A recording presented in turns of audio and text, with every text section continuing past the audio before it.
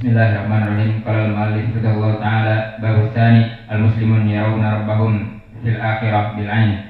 Qala Imam Bukhari rahimahullah ta'ala haddatsana Yusuf bin Musa haddatsana Asim bin Yusuf al-Yarbu'i haddatsana Abu Shihab haddatsana Sulaiman haddatsana Ismail ibnu Khalid Ibnu Abi Khalid an Qais bin Abi Hazim an Jarir bin Abdullah radhiyallahu anhu an Nabi sallallahu alaihi wasallam qala innakum satarawna rabbakum iyanan.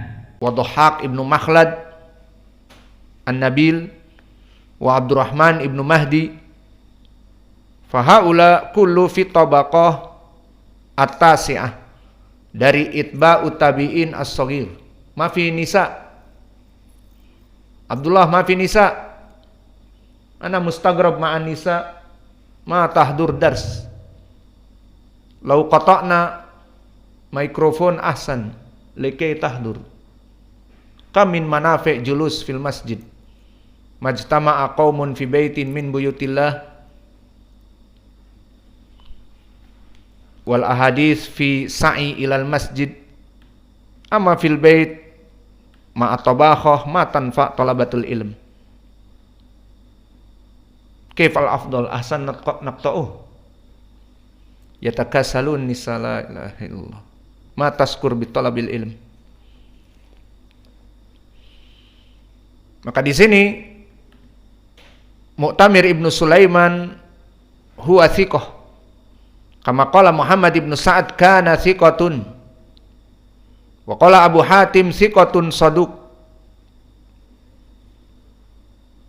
wa qala Yahya ibnu Ma'in kana Mu'tamir ibnu Sulaiman a'lamun nas bi hadits abihi. Maka dia termasuk dari orang yang paling kuat periwayatan dari bapaknya. Lam yakun ahadun minan nas yaqumu fi Sulaiman maqamahu. Maka kata Yahya ibnu Ma'in, tidak ada dari murid-muridnya Sulaiman ibnu Tarkhan, seorang tabi'i yang imam, kecuali anaknya dari Mu'tamir.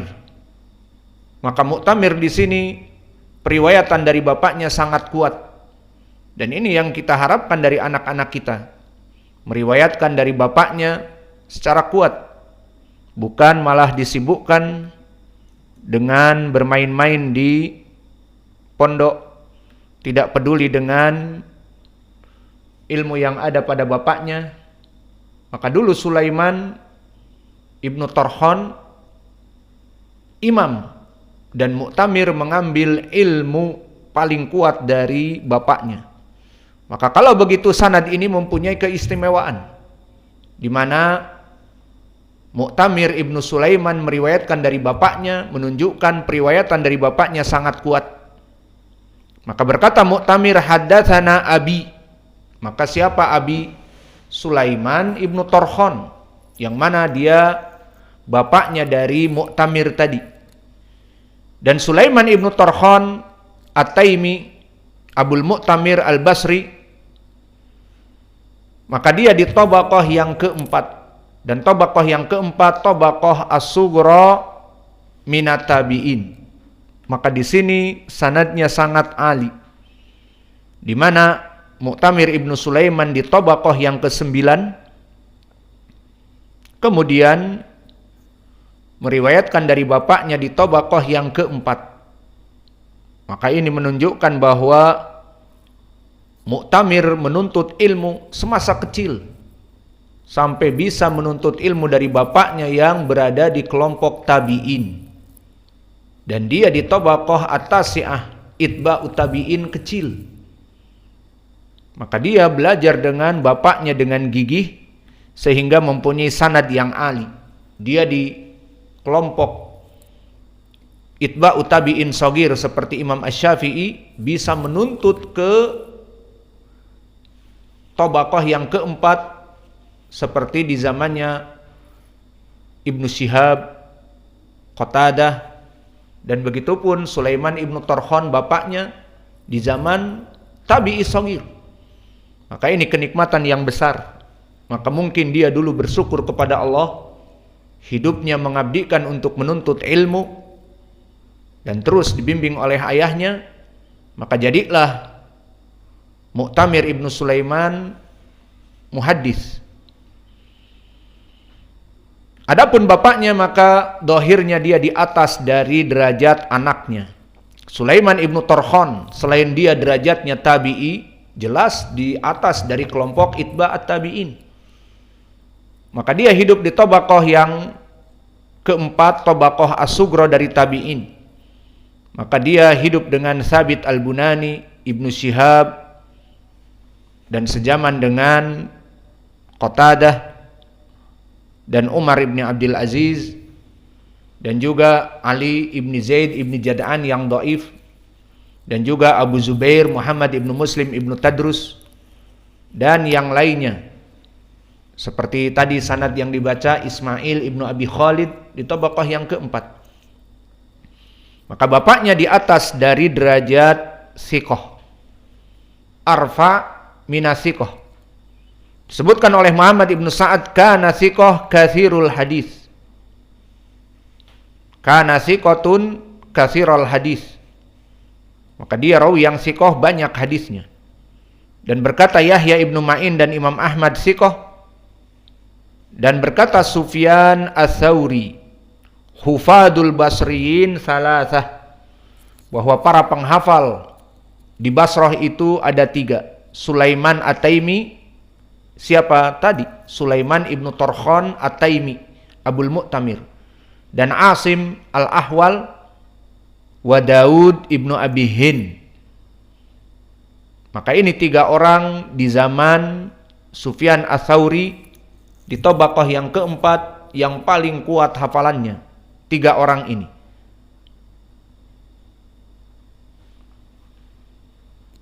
Dan begitupun Ismail ibnu Ulayyah yang hidup di zaman tabaqah ke-9, ditanya, siapa dari para ulama Basrah yang kuat? Dikatakan Sulaiman At-Taimi. Maka Sulaiman At-Taimi, bapaknya Mu'tamir, dalam keadaan di atas derajat siqah. Kemudian an Aslama al-Ijliyi. Maka al-Ijliyi nisbah kepada Basrah. Maka dia al-Basri juga. Dan dia hidup di tabaqah ar-rabi'ah. Maka di sini sama. Tabaqah keempat meriwayatkan dari tabaqah yang keempat. Maka dia hidup sezaman dengan Sulaiman ibnu Tarkhan, dan dia rawi yang siqah. Disiqahkan oleh Ibnu Ma'in dan Nasa'i, Ad-Darimi. Kemudian meriwayatkan dari an Abi Mirayah. Maka Abi Mirayah huwa, namanya adalah Abdullah ibnu Amr, dan Abu Mirayah al-Ijli. Maka dia diriwayatkan oleh jamaah, mempunyai murid yang lebih dari 3. Walam yuwasikhu mu'tabar, namun dia tidak ditausik oleh para ulama yang mu'tabar. Maka kalau begitu mahaluh, halnya dia majhulul hal. Lalu bagaimana kedudukan rawi-rawi yang majhulul hal? Kita natawaqqaf, kita berhenti, tidak mengambil hadisnya sampai datang jalan yang lain, karena rawi ini tidak diketahui an-nau. Selama para ulama diam atasnya, ini menunjukkan bahwa dia tidak masyhur dalam menuntut ilmu. Meskipun muridnya ada, rawa anhu jamaah, diriwayatkan oleh murid-muridnya. Di antaranya dari muridnya tadi adalah dari Aslam al-Ijli, yang mana dia disiqahkan oleh para ulama. Namun tetap, meskipun diriwayatkan oleh Aslam al-Ijli dan bahkan dari muridnya yang lain bisa 2, 3, tidak diketahui oleh para ulama kedudukannya, menunjukkan bahwa dia tidak meriwayatkan hadis kecuali sedikit. Dan rawi-rawi yang annau tidak diketahui ini kedudukannya natawaqqaf, kita berhenti, tidak mengambil hadis ini sampai apa? Datang penguat. Baik penguat itu bersifat lebih dekat seperti mutaba'ah, masih diriwayatkan dari Abi Musa sahabat yang sama, namun diganti tabi'inya bukan Abu Mirayah, tetapi misalnya Buraidah atau yang lainnya, maka terangkat dan lafadznya sama atau bil makna, atau datang dari jalan yang lain, dari sahabat yang lain, dan lafadznya pun hampir sama, tidak lafadznya persis tetapi satu makna, maka tidak apa-apa. Selama maknanya sama, maka bisa terangkat khobar ini kepada paling sedikit Hasan li ghairi.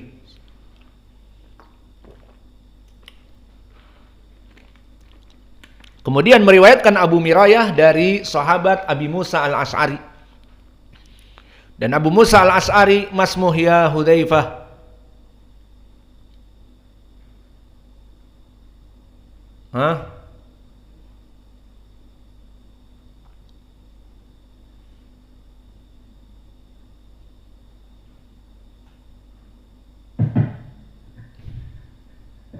Masmuh Qais ibnu Abdillah. Allahul musta'an. Ini tajaluna hajid. Man ismuh? Wala sayadhabun ila al-jid.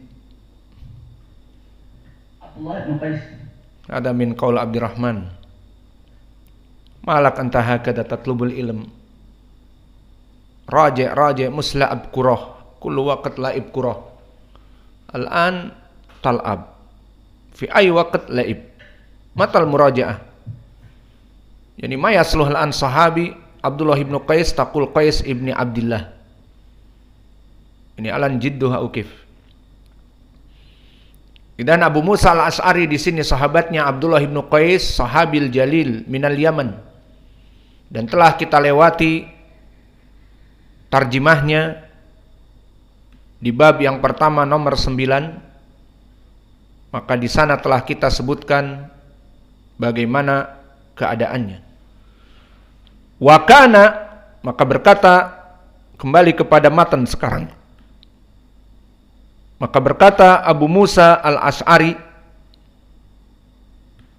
an Abi Musa, wakana yu'allimuhum min sunnatihim.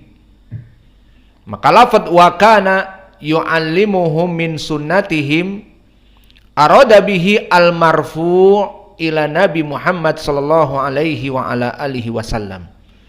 Maka yang diinginkan di sini adalah riwayat ini marfu'ah kepada Nabi.